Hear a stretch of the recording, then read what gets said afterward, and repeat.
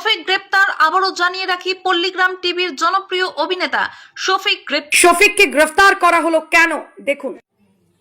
এখন একটা ভিডিও হয়েছিল, ভিডিও করেছিল, কিন্তু সেই ভিডিওটা ও দেখে হঠাৎ পোস্ট করে দিয়ে বলে যে তুমি যদি আমাকে বিয়ে না করো আরো ভিডিও পোস্ট করবো, তোমার লাইফ বরবাদ করে দিবে। আমি ওকে বিয়ে করতে বাধ্য হয়েছিলাম, ব্ল্যাকমেল করতে, দিয়ে আমি ওকে বিয়ে করতে বাধ্য হয়েছি।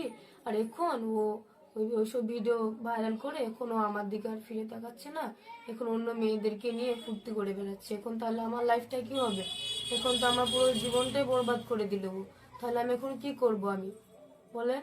কারণ আমার তো একটা লাইফ আছে, তাই না? আমি তো একটু বাঁচতে চাই, কারণ ওর জন্য যদি আমি মরে যাই তাহলে আমার ফ্যামিলি তো আমার জন্য শেষ হয়ে যাবে, তাই না? আর ও এখন আমাকে বিয়ে করে অন্য মেয়ে নেয় না আসছে, এখন আমার দিকে আর ফিরে তাকাচ্ছে না, এখন তাহলে আমার কি হবে?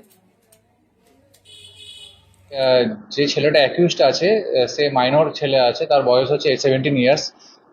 ওর বিরুদ্ধে একটা অ্যালিগেশন ছিল যে একটি মেয়ে একটা এলিগেশন দেয় যে তার সাথে শারীরিকভাবে সম্পর্ক করে এবং সম্পর্ক করে তাকে মিসইউজ করা হয় এবং তার পরিবারকে ভয় দেখানো হচ্ছে। তো সেই মেয়েটির বাড়ির লোকের কমপ্লেন উপর বেস করে একটি স্পেসিফিক কেস রিজু করা হয়েছে রেজিনগর থানায়, এবং যেটা পক্সো অ্যাক্টে রিজু হয়েছে এবং চাইল্ড ম্যারেজ প্রোহিবিশন অ্যাক্টের মধ্যে দেওয়া আছে।